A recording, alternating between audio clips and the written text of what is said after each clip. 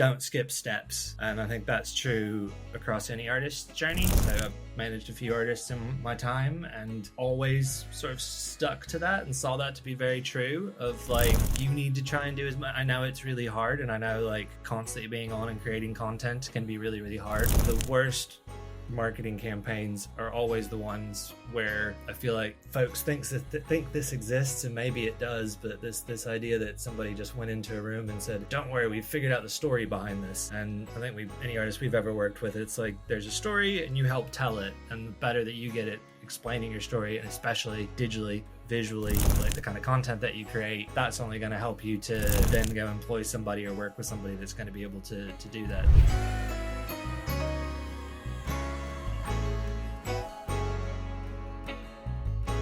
Welcome to the Music to Your Ears podcast. I'm Jimmy Mikaoui, joined by my co-host, Danny Garcia. And today we have a very special guest, Patrick Ross, Chief Operating Officer of Music Ally, who's one of the most relevant and respected publication in the music industry, as well as in the event and education space. Patrick, welcome.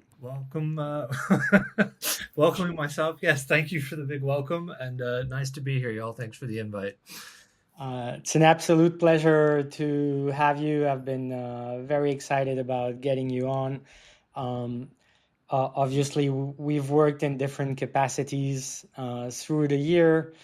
One thing we do share, the three of us, is kind of the music industry bug where as we were studying and choosing a path in life, we knew that the music business was going to be the destination.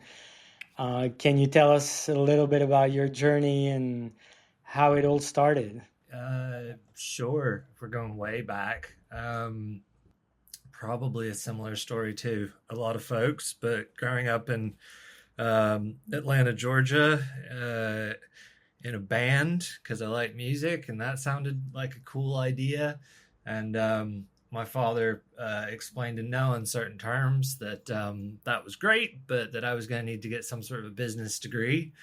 So drove up to Nashville, Tennessee, where a buddy of mine was a year older than me and was going to be going to Belmont University in Nashville, Tennessee, which I'd never heard of, never been to Nashville before. And we drove up there, drove up and down Music Row. It was back in like 2002 or 3 or something like that. And was just baffled that all these companies from my compact discs, or CDs for short, had buildings. And I was like, oh my God, what the heck is this? There's this whole business. So that was my where I kind of got the bug. Didn't really understand what it was all about. And then as most people that went to my university, to the Mike Curb College of Music and Entertainment Business, they had these college fairs that would come around to your local, your hometown or whatever. And the Belmont one had an electric guitar on it. I don't play the guitar, but it looked cool. And the amount of people that I met that first year of like, did you come here because of the guitar? I was like, yeah, man, like that seemed but yeah, studied music business, which found out that was a thing. That was my humble beginnings. And never looked back. Occasionally check the rear view, but yeah. Consistently chipping away. That's really cool. And was marketing already something that piqued your interest when you were studying music business, or did it come later? Not at all. I was, I guess digital sort of did, but I never ever thought that would have anything to do with my career. On the side, like my side hustle was building websites for people, very basic websites, and doing stuff like that. And then, had a few internships, landed one over in London where I found myself now. Basically went in there and rattled off trying to find a job. They weren't necessarily hiring, but it was like trying to explain what I could do. And I was like, yeah, I've got a sort of decent working knowledge of how copyright works, and I can explain that to you because I've sat in classes. And they're like, that's great, but what can you do? And I was like, okay. Yeah, I understand. I understand a bit about international music business. I took some courses. It basically rattled. I know what synchronization is. I took a course on that, and it was like, great, fantastic. But what can you do? And then kind of finally got around to, I can make banners for like websites and things. And they're like, oh my gosh, digital marketing. So didn't really even know it was a thing, and yeah, kind of stumbled into it from being I guess a early digital native, and yeah, it was a skill set outside of some book knowledge, and for the longest time I didn't even call it marketing. I had my own little agency, and I called it web presence management because I didn't like the word marketing. I was much more of this idea that with music we don't need to market it, we just need to communicate, and if it's good and it reaches the right audience, yeah, eventually got slapped with a marketing title, but no, tripped, fell, stumbled, and put a little bit of digital into marketing, and that's where I found myself. How has it, I mean, this is pretty broad, but how has it evolved since then? I mean, obviously your role at Music Ally, you see a ton of different campaigns and success stories. How, I mean, what are some key differences from back then to now? I mean, you mentioned one like banners, right? I mean, people still use banners, but I assume it's a lot less about that nowadays, right? So, what kind of differences have come about since then? Oh, I don't think it's changed at all. Everybody needs to get a good MySpace page, hire me, and I'll put some banners on there and sell iTunes downloads, and then you're set. Um, no, I mean, I spent a lot of my time working in distribution for a company called AWOL, which is where we met way back when, Jimmy, and one of the incarnations of AWOL. I was there a long time ago, but kind of yeah, watched digital distribution go from iTunes downloads to obviously the streaming era, and followed that along as the consumption of music changed, and in the same way, the way people interacted online changed. And I guess those are the two biggest differences. Obviously, we've gone from this idea that well, we might actually be going back to it with some of the talk out there these days that purchasing is still pretty powerful with tools like Even and Bandcamp. But yeah, went away from this transactional marketing, which did make things a little easier for a while. Even physical still around, sure, but even with the download, you kind of knew what you were doing.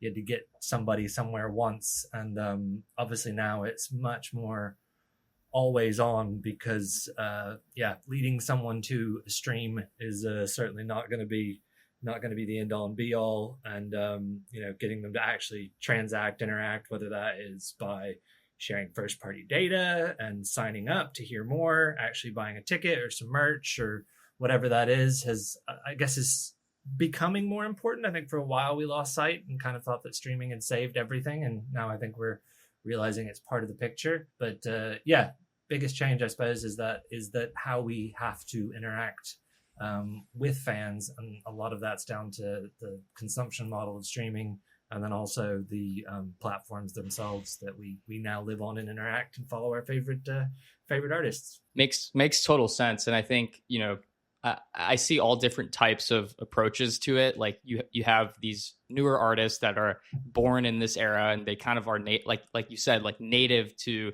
this new model. But I also talk to a lot of artists that are coming from the older model and trying to kind of figure out the new one. Do you have starting places or even just almost like crash tips for artists that are trying to kind of stand out, cut through the noise right now? Where should they kind of begin looking at? I mean, you mentioned stream, like, it's not just about streams, right? It's streams are one piece of the pie. Unpacking that a little bit, what should they be leading people towards? Is it, email list collection? I mean, you mentioned a few tools like Even, things like that. How do you approach that? And what are some kind of like tips for starting artists, or maybe an artist that is trying to transfer into this new model? How for this slightly more established artist, just give me an idea. How long have they been around? Like 10 years, 20 years? What are we talking about? There's a big difference here. Yeah, that's a good point. I think I see a lot of artists that are they were big, let's say in the early 2000s, right? Or even semi like had a career, and then kind of stopped and are coming back into the game, and they're just like completely lost because they're like, I Sure. didn't know what distributors are, I didn't know what Spotify, like in the new sense, right? So they're now saying, okay, I need to, get on playlists, I need to run TikTok campaigns, I need to do all these different things that if you make one simple Google search, right, you'll get hit by a bunch of different articles, but it's hard to know where to start. Like what's kind of like the starting place I bite into as an artist, whether I'm new and just getting started or kind of coming from it from a different angle. To answer it in one way that is probably and I think what I'm paying the most attention to now that sort of reawakened me is getting that first party data. So we talk a lot about the super fan, and I'm not going to talk too much about that because that kind of gets misinterpreted, and it's but more about just fans and giving them a place to connect. I mean, community, another really big buzzword, but buzzword for a reason. And for those artists that maybe have been around for a longer period of time and maybe went way back and built a decent MySpace following or a Facebook following or an Instagram following or whatever it was, and have kind of seen platforms shift, change, audiences move on, and realize that maybe they did a lot of work building up an audience in a place that's no longer relevant. Those or active might be relevant again, but those of us that have been around will sometimes sit around. Good friend of mine at Domino Records, we like to agree with each other because we've seen it all, kind of, not all, but we've seen a lot come and go, and our advice tends to be to either side. You may have already seen this happen and lost everybody because the platform that you put everything into no longer serves you for whatever reason. And for a developing artist thinking, not having had that experience, going, hey, I'm putting everything into the discovery that I'm going to get on whichever algorithmic platform.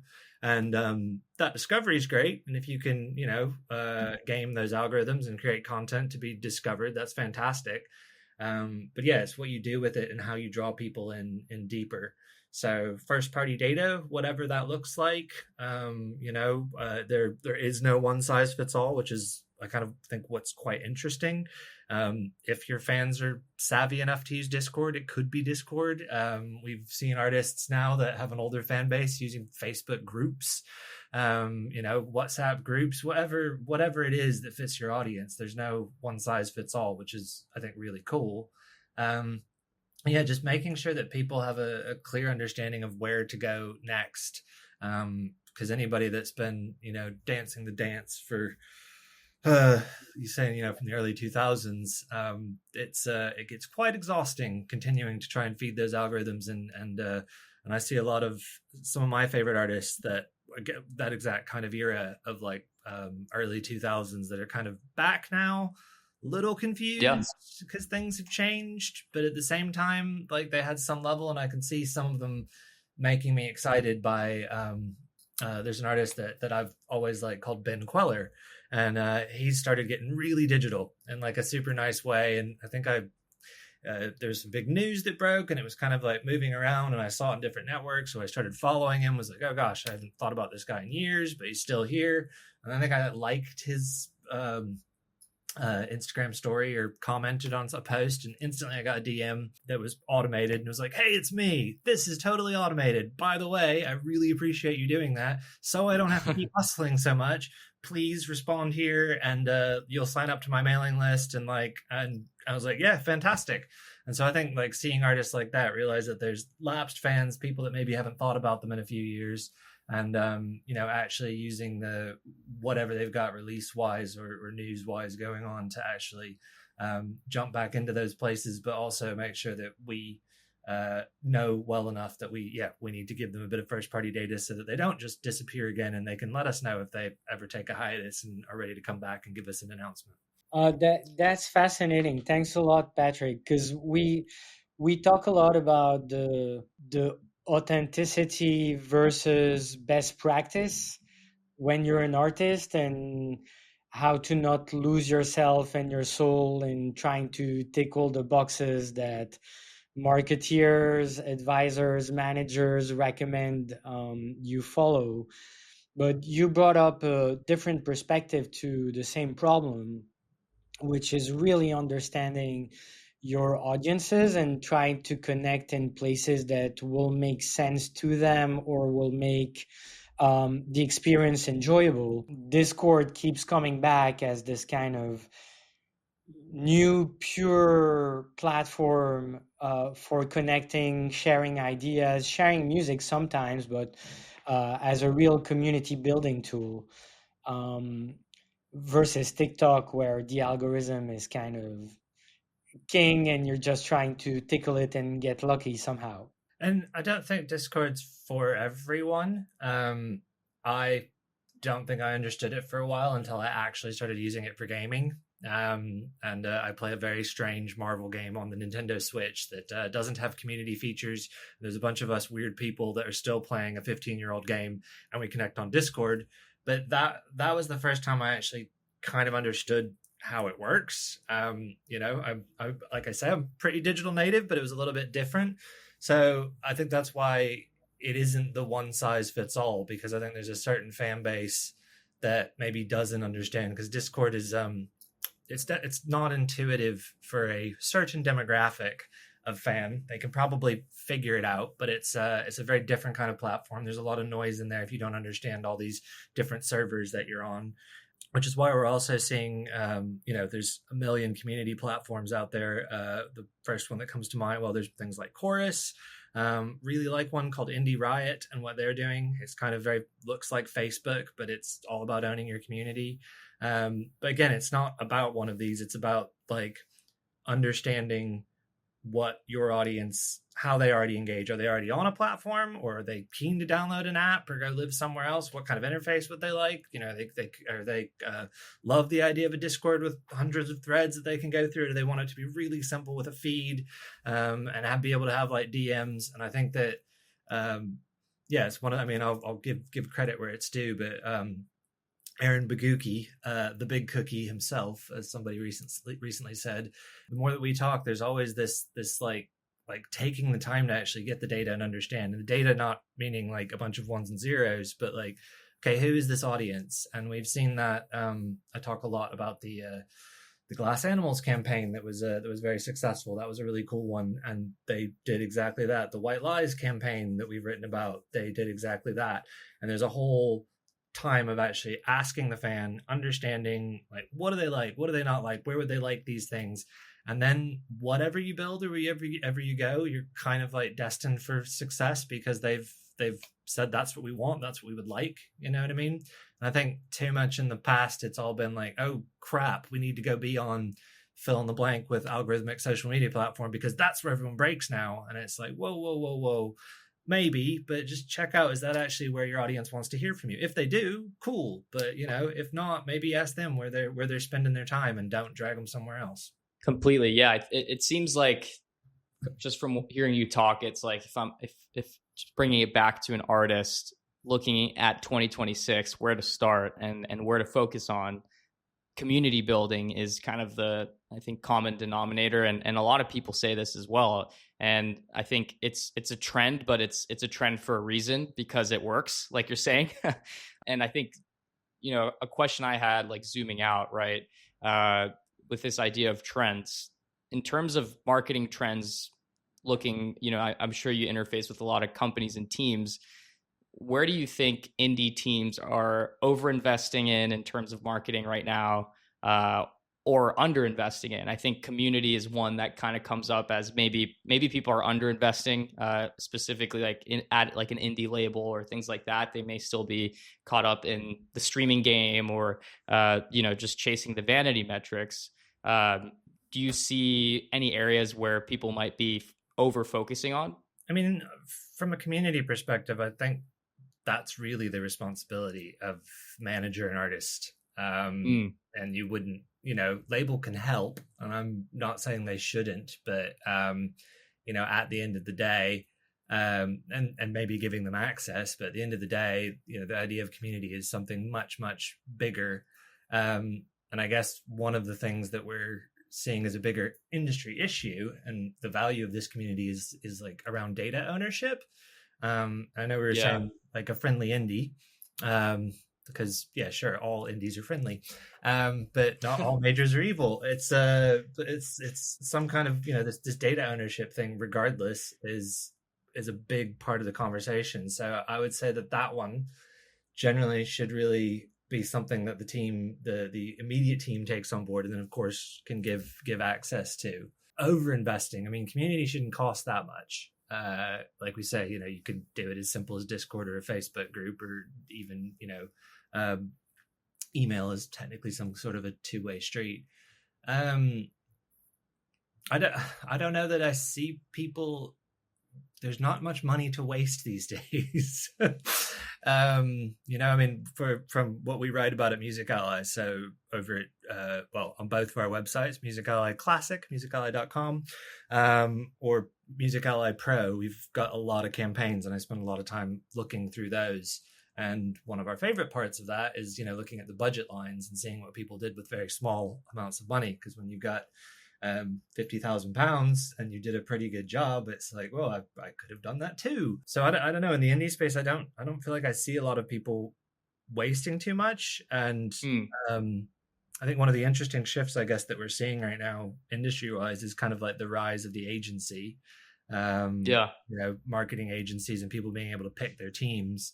So like, as a result of that, there's more accountability. There's more responsibility back onto the artist team, management team, and all that. But there's also more accountability in terms of your kind of hiring folks out to do a job for you, if that makes sense. Yeah, totally. And that's one of the things I wanted to ask you about, because I know with Music Ally, like you said, you look at so many campaigns, and I'm sure, I mean, it's probably pretty telling. Just baseline, like, what percentage would you say are actually like successful campaigns of the ones you get, or do you just get successful campaigns? You don't look at the negative ones. But I guess just percentage wise, I think it could help, right? Because not every song is a winner, right? And I think a lot, that's something we see just from the digital side, right? Like certain songs with very similar creatives get, it's like 2 times better click-through rates on Meta, or get on like 20 times more playlists, right? So things like that, that just organically just makes sense. Do you see that a lot in the campaigns that you evaluate and kind of cover on Music Ally? So our campaigns come to us in a couple of main ways. Number one is they tend to be submitted by the teams. So whether that's label, agency, management, they don't tend to submit the bad ones. No, they don't tend to go, oh my god, look how I screwed this one up, which would be nice. And we could maybe have a prize. We'll send you a few if you need entertainment. On the other side, we track things internally, and part of the reason for that was not about the unsuccessful ones, but like, folks were everyone loves to criticize, especially from their armchair. We're criticizing us that we weren't covering, I don't know, some of the biggest campaigns of a certain summer. And we're like, well, look, we maybe didn't get that submit, but we covered it. So we've been doing that as well to make sure that we're, but I guess, even the stuff that we're looking for in our campaign tracking, we tend to follow what happened. And we can kind of see where things pivot, but I would say most of the campaigns that we've tended to follow are probably ended up being successful. That doesn't mean that there weren't like troubles along the way, or I think mostly what we would see, I think that is the most interesting. It's not failure, but it's actually seeing something was failing or not succeeding well enough, and then actually going back to the drawing board or having contingency plans. I think that's one of the things we see a lot of, like, I can't think of the campaign off the top of my head. It's somewhere in there. But it was very much that they'd like, and I don't even think I could do this, thought so far ahead of like, if A happens, and then we've got B, which might lead to C. And they had like plans upon plans, if you know what I mean. And so as things were like going, they'd kind of, and then obviously some of these things didn't happen, some of these things did, and then maybe something totally left field came and they had to kind of rejig. But this idea of like really thinking ahead and planning for contingencies, best case scenario, worst case scenario, or then like complete unknown, but going, okay, we had thought of this and we've got this, up our sleeve to be able to be reactive. I think that's like, because you never know from the outset exactly what's going to work. You'd like to hope that it all is, but I think that the being reactive aspect is where you see true success. That could have been a failure if you didn't listen to what was happening or pay attention to the feedback that was coming back. Yeah, absolutely. I think, if I rephrase Danny's question, instead of successful versus unsuccessful campaigns, it's which ones achieved the goal they were set to achieve, versus those where there was a great effort and it led to wonderful things that weren't necessarily what the teams were planning in the first place. I will. So these are probably things we've not written about. I'm going to go back into some more of our personal, let's call it more consultation experience. No names to be named, but yeah, some of the worst things that happen to folks, and you can try and warn them, is when the artist doesn't really understand their own identity. It's a very important thing to sit down with any artist and actually ask them why they do this, what they represent, what success looks like to them. Ask them to actually kind of try and explain themselves and have some sort of self-awareness. And some of the very worst ones are when blame who you want, a external marketing agency, a record label, somebody external, a lawyer, somebody comes in and goes, I know exactly who you are, and tries to put somebody into a box. You mentioned authenticity earlier. And I think that's where we see some of the biggest failures. And yeah, they don't get written about because they're abject failures. But some marketing dude comes along and tells you that, not to go deep into meta targeting, but this is exactly what you should be doing. And then all of a sudden, you have an audience that doesn't speak the language of the country that you're from, which is totally fine. But then it's like, do you really think they're there for the music or the fact that there's shots of you in your underwear? Which might have happened with somebody, and it's like, oh, right. And it's like, no, it's cool. You've got a lot of them now, but are they going to be interested in your pop music? So like, yeah, it's, I think that, people learn from that, but, and the more artists I talk to that have been, around the ringer around the houses are the ones that, and some of them have survived and come back and been like, oh yeah, we didn't know who we were. We didn't take the time to do that. Somebody came in and put fancy coats on us and shot this crazy music video and then decided to target this audience. And yeah, the authenticity wasn't there. That's really funny. To go back to the point you raised about the rise of the marketing agency, I'm personally a big fan of those agencies. I think they have a very difficult challenge that's linked to the cycle of engagement.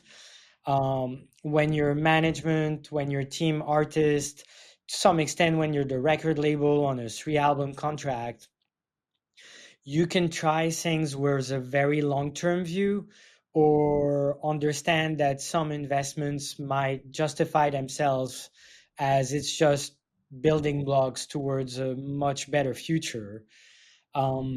Agencies are thrown into that equation, sometimes working on an EP cycle, a single cycle, and expected to produce results. Have you seen good ways for them to click into that environment, or is it a constant point of friction in your opinion? I mean, some of the best agencies will be very clear that they don't take on anything. They don't take on everything. Which, if you're comparing it to a record label, and speaking from personal experience, being a digital marketer at a record label, you have very little to no say over what comes across your desk, so that you just got to work it. Whereas I think agencies do, I'm not saying they all do this, but the better ones that I know out there will actually go, I'm sorry, we can't do this, like for whatever reason, because we can't promise you success. So I think that's actually quite a healthy thing, that they are, not just going to take the work because it's paid, as opposed to, fortunately or unfortunately, if you're at a label and it's you're contracted to do the marketing, there's no saying no. I would like to think that within agencies they can also be, depending on who's contracting them, but they can also be thinking a little bit wider. Looking at the tour, looking at the merch, where, and I guess where we see a lot of these agencies stepping in is obviously the bigger companies are having less centralized marketing people, given the restructuring that's going on. But there's budgets coming out, right? There's funding that's coming out. That's how these agencies are able to be paid. And I think it is actually much more refreshing to be able to pick your team, especially like regionally. So having different strategies going on in different markets, and having a team that can hopefully think a little bit wider than just the EP, just the release, because I think, the tick box marketing that label marketers can, not always, but we can get accused of, is because of the idea that it's, how long can you really pay attention, especially as like rosters are going through the roof in terms of like how many artists somebody has to actually look at. I mean, I've heard numbers like 5, 10, 50, 60, 250. And it's like, how are you supposed to do a good job? Whereas, with an agency model that is actually saying no, taking on the right kind of work and trying to like build on that hopefully there's more longevity. Thanks a lot, Patrick. For independent artists listening who get the message from these conversations that those marketing agencies are now a piece of the team in their own way, and not just the subcontractor of someone they have a relationship with. What would be your advice as to when to engage or try to find a marketing agency that will be the right partner when you're developing your career? I guess affordability is going to be the first one. If you're, depending on how starting out you are, I do think it's very important for this came to me from a friend called Devin Landau, who works in live, basically saying, don't skip steps. And I think that's true across any artist's journey. So I've managed a few artists in my time, and always sort of stuck to that and saw that to be very true, of like, you need to try and do as much. I know it's really hard, and I know like constantly being on and creating content can be really, really hard, but it produced the most authentic stuff. It also allowed us as an artist and manager to understand what we liked and what we didn't like. And, with anything in the music industry, having some level of understanding of how it works allows you to challenge the people that you're working with. So I think first and foremost is, do as much of this as you can, whether that's with friends without spending a lot of money, and getting an idea of what kind of things you can create, because the worst marketing campaigns are always the ones where I feel like folks think this exists, and maybe it does, but this idea that somebody just went into a room and said, don't worry, we've figured out the story behind this. And I think any artist we've ever worked with, it's like there's a story and you help tell it. And the better that you get at explaining your story, and especially digitally, visually, like the kind of content that you create, that's only going to help you to then go employ somebody or work with somebody that's going to be able to do that. So hopefully that's a long roundabout answer. And then if you've got enough money to bring an agency on, fantastic. But that's a step that you're going to have to work your way up to.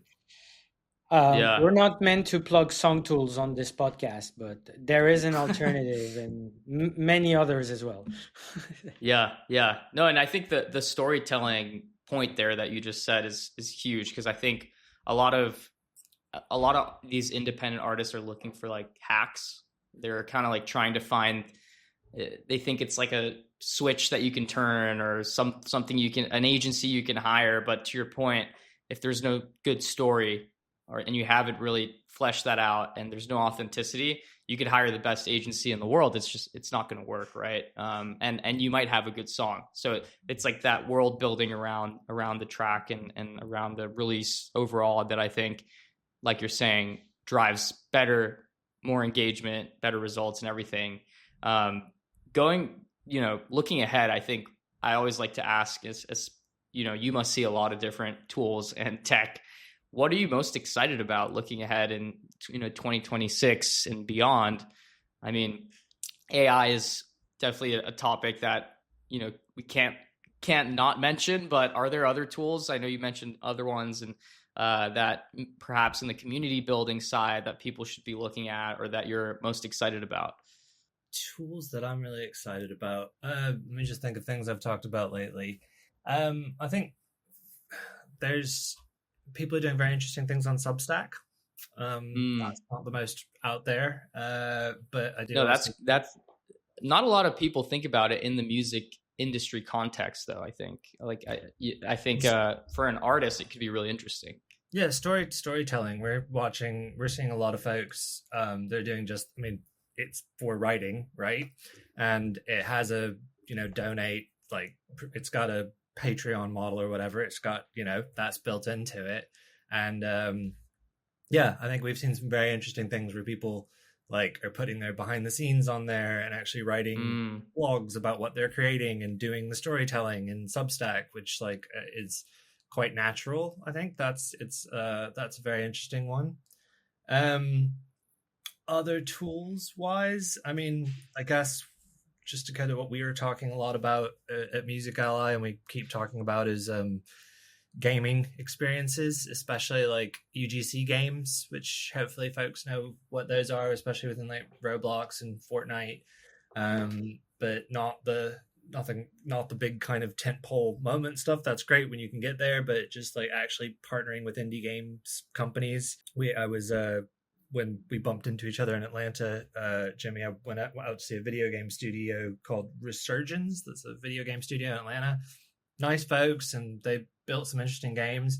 And I brought a bunch of music industry folks, and it was just, and I'm sure there's lots of games companies out there. It was really interesting to see how much they didn't know. If you just talk to these guys, and they're hey, we'd love to do some activations and things, oh, that's so cool. There's real people out there doing UGC gaming. And it doesn't have to be so I think that's kind of metaverse. So just bringing people in, it's I think that's very exciting. And actually, I'll stop on the gaming thing in a minute, but we were a recent conference that we had. I had some lovely panelists, and we were all great, but most of us were sort of from the traditional music industry. And then we had one person who basically built in Fortnite, or worked within actually building Fortnite experiences. So we're all great talking about the traditional music industry tools and what kind of data we look at. And then we kind of look over at this person, and they the company had actually built the Twice, was the first persistent game in Fortnite and in Roblox. And basically said something that was a soundbite of, well, users in these games, they're behaving the music, and she corrected herself, and she was like, wait, what did you just say? And we all know. And I was like, well, yeah, they don't go there just for the emote or the chat. And obviously the music's playing while they're going around, and they can buy the merch. It's but all of this is it's a totally different way, and I think that that kind of thing is extremely interesting. Behaving music, it's I want the whole experience. Which, yes, in a live concert, we probably behaved some Grateful Dead before, but but they behave the music, and I thought that was a really cool concept of much more immersive online experience that is far bigger than just going to check out the track, but that it's the backing to where your friends meet up, and that's pretty cool. Are you completely on that point? Are you seeing an opening in distribution, or making music available, kind of the bridge between the Stingers of this world on one side And the one-to-one experience you had in Atlanta was a developer and a team of music executive that can hash out the partnership on the spot, but it wasn't necessarily Sure. pipes and agreements, you know? I mean, well, I know what DistroKid distributes to Roblox now, right? Yeah. I mean, yeah. So I think there's going to be more of that. I'm not sure if that's actually monetized, but there's hopefully going to be more of that. But don't, yeah. I mean, obviously, Stinger's like quite on the nose of like how do you get music into a game? You actually have someone walk around and buy batteries to play music.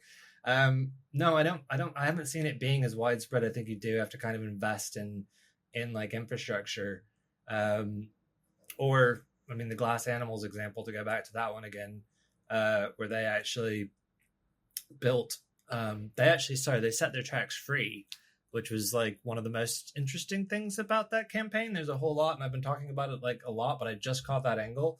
They actually just put their tracks in, they cleared everything, and they put them into Roblox, like freely streamable. And they were streamed millions of times. But then they also built a widget that rewarded people for going out and playing them on Spotify. And I guess they just sort of like, I know licensing music, we need to be paid for everything, etc. But for them, it was like, look, we're building this experience and we can't, charge to actually have this music, and just getting people here to listen back to the music hopefully would carry on, which, yes, sure, everything could be tracked and licensed, but I thought that was actually quite cool that they did let it go for a short time, be free, and get a lot of people listening and loving the songs.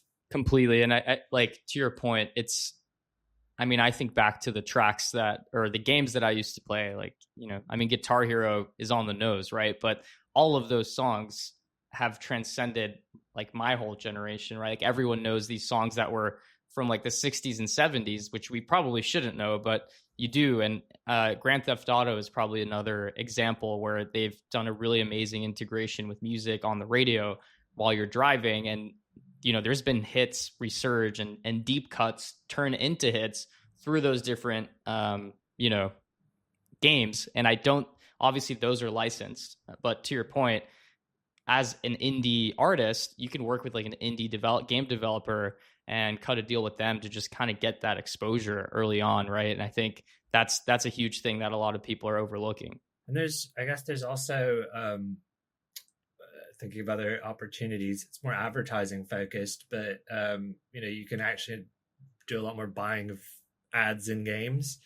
I think one we were talking about was like a Counter-Strike, where I don't play Counter-Strike, but where you shoot a smoke screen to hide your character.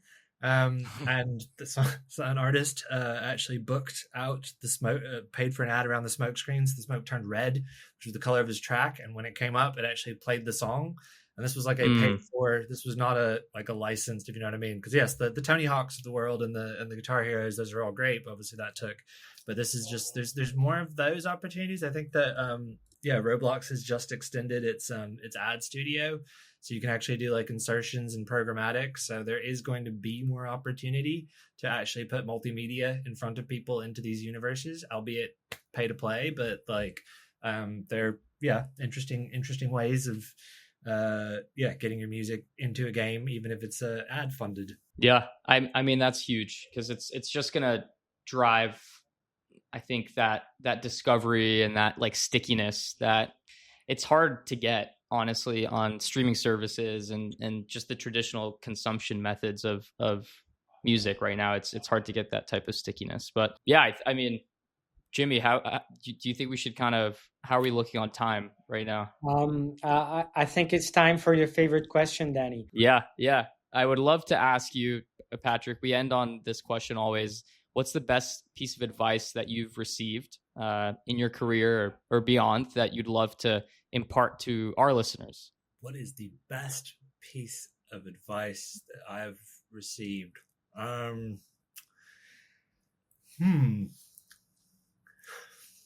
It's kind of a bomb. I always catch people off guard. This switch. So sorry for that. Sorry, but the only thing, that first one that's coming to my mind is perhaps you've heard this one before. My mother liked to always remind me that I've got 2 ears and one mouth for a reason. There you go. Which I do actually think, professionally works out of sometimes just listen to folks and take the time to take things in, which I could use that advice generally in life. So thank you, Mother. I love that, man. I need more of that as well. I think we all do. Yeah. We'll all build the same here. Patrick, thank you so much for your time. It's been an absolute pleasure to have you on. This was the Music to Your Ears podcast, and we'll see you guys soon. Thanks Thanks, much. Patrick. Cheers, y'all.